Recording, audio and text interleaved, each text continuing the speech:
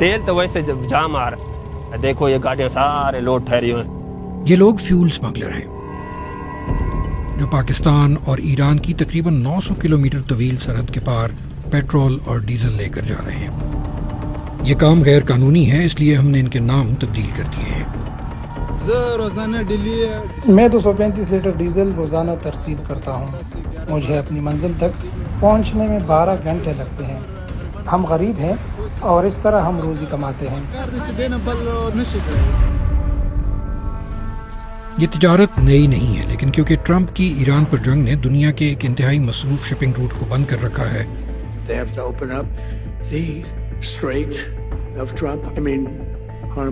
इसलिए ईंधन के जिन स्मगलर्स से हमारी मुलाकात हुई वो कहते हैं वो ओवर टाइम काम कर रहे हैं। कारोबार ईरान ना पाकिस्तान था जो किलो रात से कम नहीं जा चेवरे का कम। इससे ज़्यादा मुश्किल काम और कोई नहीं।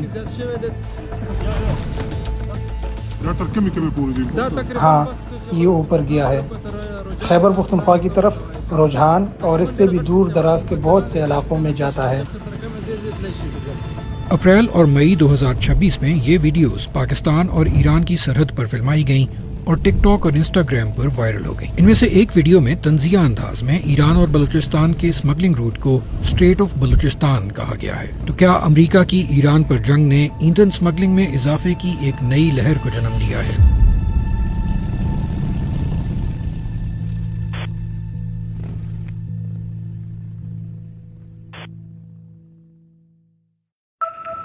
पाकिस्तान का जुनूब मगरबी सूबा बलूचिस्तान एक दूर दराज पहाड़ी खित्ता है जो शोरिश और स्मगलिंग नेटवर्क से मुतासिर है। इसकी लगभग आधी आबादी बलोच कबाइल पर मुश्तमिल है जो ईरान और अफगानिस्तान में भी मुकीम है। बलूचिस्तान में दाखिल होने पर स्मगल्ड ईंधन से लदे हुए मोटर बाइक्स और ट्रक हर तरफ नजर आते हैं। बीबीसी को मिलने वाली इन एक्सक्लूसिव वीडियोस में देखा जा सकता है कि ये ईंधन कहां से आ रहा है। ये मई 2026 में ईरान के अंदर फिल्माई गई हैं। सैकड़ों की तादाद में प्लास्टिक कंटेनर्स ट्रकों पर लादे जा रहे हैं जिनकी मंजिल गैर कानूनी तौर पर सरहद पार करने वाले चंद रास्तों में से एक है।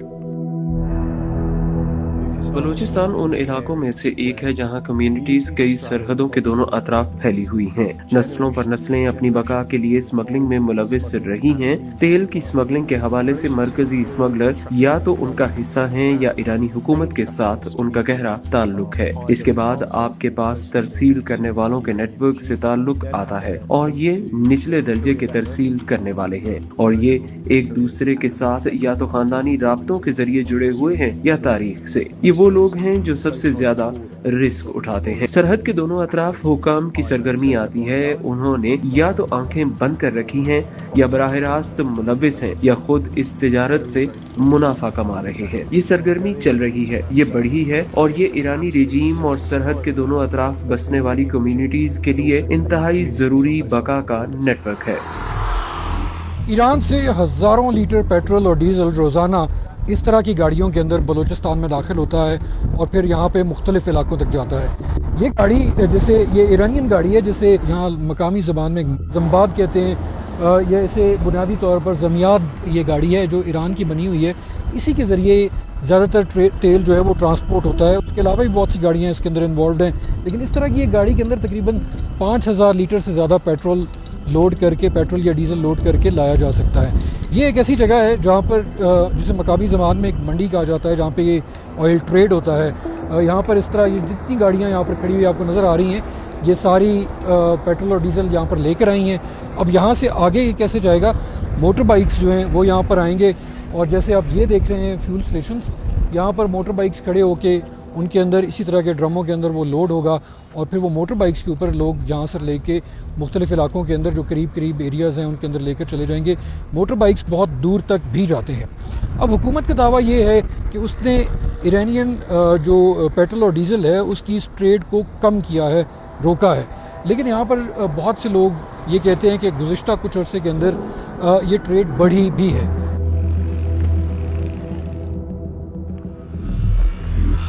पाकिस्तान में दाखिल होने के बाद ये ईंधन मोटरसाइकिलों और जमियाद ट्रकों के जरिए फ्यूल डिपो तक पहुंचाया जाता है और वहां से मार्केटों और बलूचिस्तान भर में फैले गैर रस्मी पेट्रोल पंप्स तक पहुंचाया जाता है।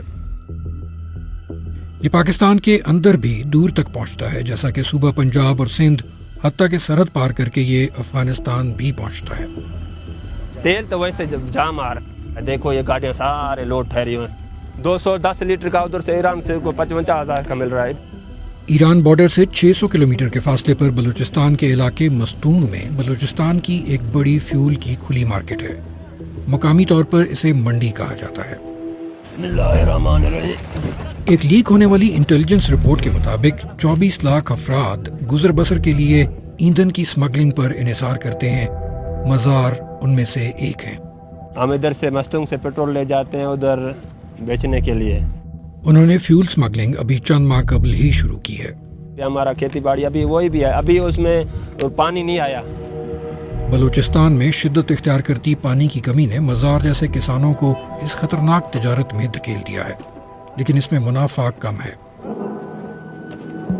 پہلے ہم کو کم ملتا تھا، 30 پہ بھی 230 پہ بھی ملتا تھا، 40 پہ ملتا تھا، 50 پہ بھی ملتا تھا، ابھی 275 پہ اٹھایا ہے۔ ادھر جا کے بیچیں گے 300 پہ۔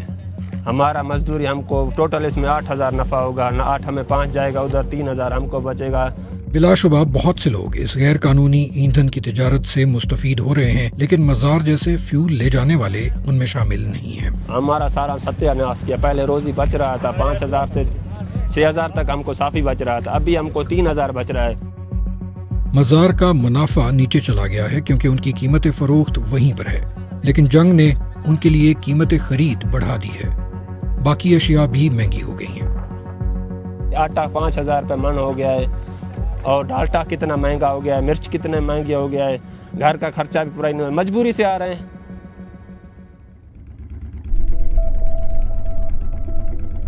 مزار کی طرح عرفان کو بھی فیول سمگلنگ کی طرف آنا پڑا۔ میں 2-3 ماہ سے یہ ڈیزل کا کام کر رہا ہوں، کوئی دوسرا کام میسر نہیں ہے۔ پولیو کی وجہ سے میری ایک ٹانگ ناکارہ ہو گئی ہے اور تھوڑا بہت ایک ہاتھ بھی۔ عرفان کی معذوری کی وجہ سے انہیں سڑک پر خطرہ ہو سکتا ہے، اس لیے وہ صرف ڈیزل لے کر جاتے ہیں۔ میں پیٹرول نہیں لاد سکتا کیونکہ کیا پتا اس میں آگ لگ جائے، میں معذور ہوں، میں جل جاؤں گا اگر اس میں آگ لگ جائے، اسی لیے میں پیٹرول نہیں اٹھاتا۔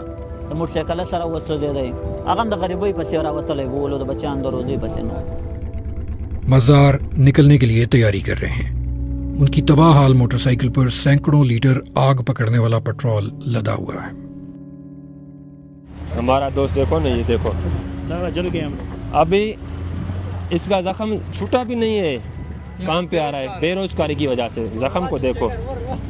اس طرح کے حادثے عام ہیں اور کئی مرتبہ جان لیوا ثابت ہوتے ہیں، لیکن یہ پاکستان کا غریب صوبہ ہے اور دہائیوں پر محیط شورش کی وجہ سے یہاں کمائی کے دیگر مواقع بہت کم ہیں۔ یہ بہت رسکی کام ہے، اس طرح پیٹرول کو ان کینز کے اندر موٹر بائک کے اوپر لاد کر لے کر جانا۔ روڈ کے اوپر ایکسیڈنٹس کا بھی خطرہ ہوتا ہے اور اس کو آگ لگنے کا بھی خطرہ ہوتا ہے، لیکن ان دنوں کچھ اس طرح ایرانی پیٹرول جو ہے وہ کوئٹہ اور بلوچستان کے دوسرے شہروں کی طرف ٹرانسپورٹ ہو رہا ہے۔ اس طرح کی یہ منڈیاں جیسے یہاں پر آپ دیکھ رہے ہیں، اسی طرح کی یہ منڈی یہاں پر لگتی ہے جہاں پر یہ گاڑیاں بارڈر کی طرف سے ان کینز کے اندر یہ پیٹرول لے کر آتی ہیں، اور پھر یہاں پر کیونکہ ان گاڑیوں کو آگے جانے کی اجازت نہیں ہے، اس لیے یہاں پر اسے ان لوڈ کیا جاتا ہے، پھر ان موٹر بائکس کے اوپر لوڈ کر کے اس کو یہاں سے کوئٹہ اور دوسرے علاقوں کی طرف بھی لے کر جایا جاتا ہے۔ یہ ڈبل جریکین کیا ہے گرمی کی وجہ سے، گرمی میں نرم ہو جاتے ہیں، آپس میں رل جاتے ہیں، اس لیے ڈبل لگایا ہے۔ مزار کے سامنے پرخطر راستے پر 12 گھنٹے کا طویل سفر ہے، جس کے بعد وہ پاکستان کے صوبہ سندھ کے بارڈر تک پہنچیں گے۔ دن کو یہ موٹر سائیکل چلتی نہیں ہے، ٹائر اس کا کمزور ہو جاتے ہیں دھوپ پہ۔ رات کا سفر ہمیں اچھا بھی لگتا ہے اور جلدی بھی ہو جاتا ہے۔ ابھی یہ راستے میں ہم کو روک لیں گے، صبح گاڑیاں بڑی بھی جائیں گے، چھوٹے بھی، پھر ایکسیڈنٹ ہو جاتا ہے، دفعہ بولتے ہیں جل گیا فلانا جل گیا موٹر سائیکل والا۔ وہ ہمیں دکھ نہیں ہوتا، مرنا ہٹانے والا، آگے بھی جائیں گے پیچھے بھی مرنے والا ہم کو پتہ نہیں ہے، ہم وہ اللہ کا مرضی ہے، مارے یا چھوڑے۔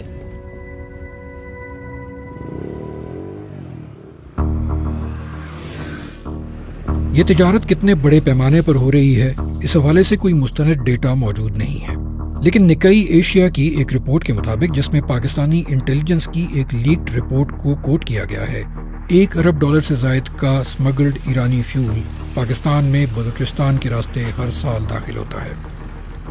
جون 2026 میں پاکستان کی آئل کمپنیوں نے حکومت کو خبردار کیا ہے کہ ملک میں بے ضابطہ ذرائع سے اس قدر زیادہ ایندھن داخل ہو رہا ہے کہ باضابطہ ایندھن کی فروخت 27 سال کی کم ترین سطح پر جا پہنچی ہے۔ انہوں نے یہ اندازہ بھی لگایا ہے کہ سیل میں اس کمی کی وجہ سے حکومت کو 16 ارب پاکستانی روپے کا خسارہ ٹیکس ریونیو میں نقصان کی صورت میں ہر ماہ اٹھانا پڑ رہا ہے۔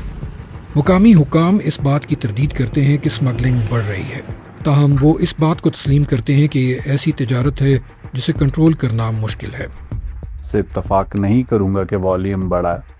اس کے بعد سے نہ صرف ہم نے اپنے بارڈر کو افغانستان کے ساتھ فینس کیا بلکہ ایران کی طرف بھی فینس کرنا شروع کیا۔ دن کا 100 لیٹر آ رہا تھا تو آج 5 لیٹر آ رہا ہے۔ 2 بڑے ریزنز تھے اس کو کرٹیل کرنے کے۔ پاکستان کی اکانومی کو نقصان ہو رہا تھا کیونکہ اسمگلڈ ایرانی ڈیزل اور پیٹرول ہے۔ نمبر 2، ٹیرر فائنینسنگ میں جب ہمیں اس کے فٹ پرنٹس ملے۔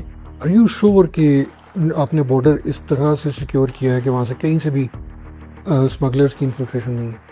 دیکھیں، دیر از اے بینیفٹ آف ڈاؤٹ آپ کو ہمیں دینا ہوگا کیونکہ ایک پورس بارڈر ہے۔ کوئی ایک آدھا پوائنٹ ایسے ہو سکتا ہے جہاں پہ اسمگلرز فائدہ اٹھا سکتے ہیں کہ anti smuggling is the role of customs. ہر ادارہ اپنا کام کرے۔ فدا حسین کا کہنا ہے کہ غیر رسمی ایندھن کی تجارت خطے کی معیشت کے لیے اہم ہے۔ جو ابھی اگر یہ فیول اگر نہیں آتا نا، میں آپ کو حقیقت بتا دوں تو یہاں پہ جو معاشی تو پہلے سے بھی پرابلم ہے لیکن اور زیادہ پرابلم ہوتے، تو مقصد ہے لوگ مجبور ہیں اور کوئی ذرائع نہیں ہے۔ میں اس کو بالکل اسمگلنگ نہیں کہوں گا۔ مزار نکلنے کے لیے تیار ہیں لیکن انہیں ایک بڑا نقصان اٹھانا پڑا ہے۔ ہم جا رہے ہیں، یہ ہمارا موٹر سائیکل کا آج ٹائر جل گیا ہے، یہ 5000 آج ہم ایسے سمجھو فری پہ جا رہے ہیں۔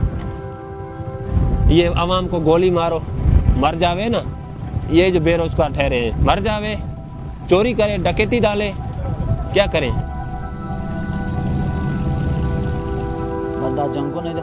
اللہ سے دعا ہے کہ یہ جنگیں ختم ہوں اور پاکستان میں امن آئے۔ ہم نے ایران کی حکومت سے موقف لینے کی کوشش کی مگر انہوں نے جواب نہیں دیا۔ حکومت پاکستان نے اس بات کی تردید کی کہ کوئی بھی محکمہ یا سیکیورٹی ادارہ ایندھن کی اسمگلنگ میں ملوث ہے۔ اس کا کہنا تھا کہ اداروں کے ملوث ہونے کے الزامات بے بنیاد ہیں اور یہ پاکستان کی جانب سے سرحد پار اسمگلنگ کے خلاف نمایاں اقدامات کی نفی کرنے کی ایک کوشش ہے۔ حکومت پاکستان کا کہنا ہے کہ پاکستان کے وزیر اعظم شہباز شریف نے قانون نافذ کرنے والے اداروں کو ایندھن کی اسمگلنگ کے خلاف کریک ڈاؤن کا حکم دے رکھا ہے اور یہ کہ سیکیورٹی فورسز نے گزشتہ 1 سال میں تقریباً 1.3 ارب روپے مالیت کا ایندھن ضبط کیا ہے۔ حکومت پاکستان کا مزید کہنا ہے کہ حکومت کی پالیسی کے تحت سرحد کو سیل کیا گیا ہے جبکہ سرحدی علاقوں کی کمیونٹیز کو درپیش معاشی مسائل کو بھی حل کیا جا رہا ہے۔